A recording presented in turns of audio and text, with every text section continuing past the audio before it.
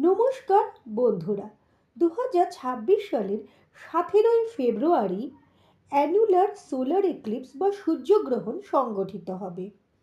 এই গ্রহণে একসাথে 5টি গ্রহ কুম্ভ রাশিতে প্রভাব পড়বে 12টি রাশির উপরই। কিন্তু প্রশ্ন হলো, আপনার রাশিতে ঠিক কী হবে? আজকের এই ভিডিওতে আমি বলবো সূর্যগ্রহণ ঠিক কবে হবে, কখন হবে, কেন এই গ্রহণের গুরুত্ব এত বিশেষ এবং 5টি গ্রহের যোগ কীভাবে প্রভাব ফেলবে 12টি রাশির উপর।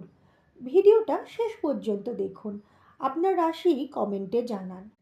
17ই ফেব্রুয়ারি 2026 দুপুর 3:27 থেকে 7:58 পর্যন্ত চলবে এই গ্রহণ এবং এটি একটি অ্যানুলার সোলার এক্লিপস।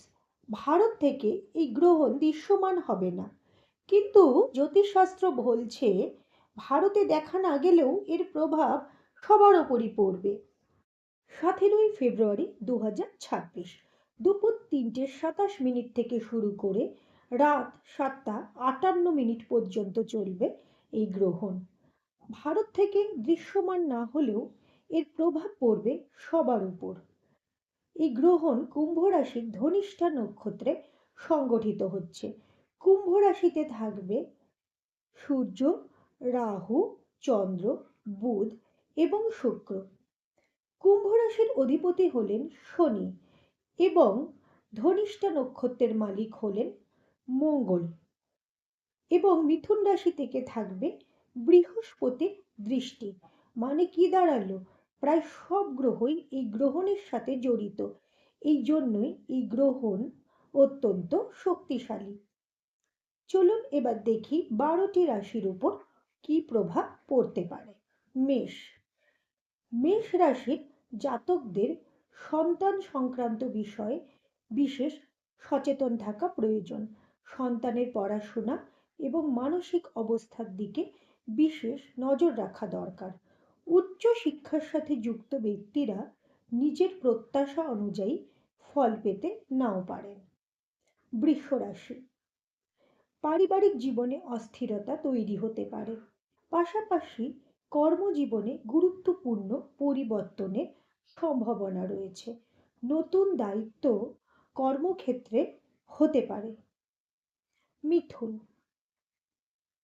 প্রতিযোগিতামূলক পরীক্ষার ক্ষেত্রে প্রত্যাশিত ফল পেতে বিলম্ব হতে পারে।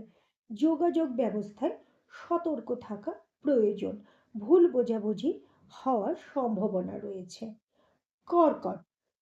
সব থেকে সতর্ক থাকতে হবে শরীর স্বাস্থ্যের বিষয়ে। এছাড়া কথাবার্তায় সংযম রাখা গুরুত্বপূর্ণ। ভুল বাক্য প্রয়োগে সম্পর্কে টানাপোড়েন বাড়তে পারে। সিংহ। সিংহ রাশির জন্য ব্যবসা বাণিজ্যের ক্ষেত্রে সতর্ক থাকা প্রয়োজন। বিবাহিত জীবন এবং পার্টনারশিপে মতবিরোধ তৈরি হতে পারে। যারা আইনি সমস্যায় রয়েছেন তাদের ক্ষেত্রে অতিরিক্ত সতর্কতা জরুরি। কন্যা।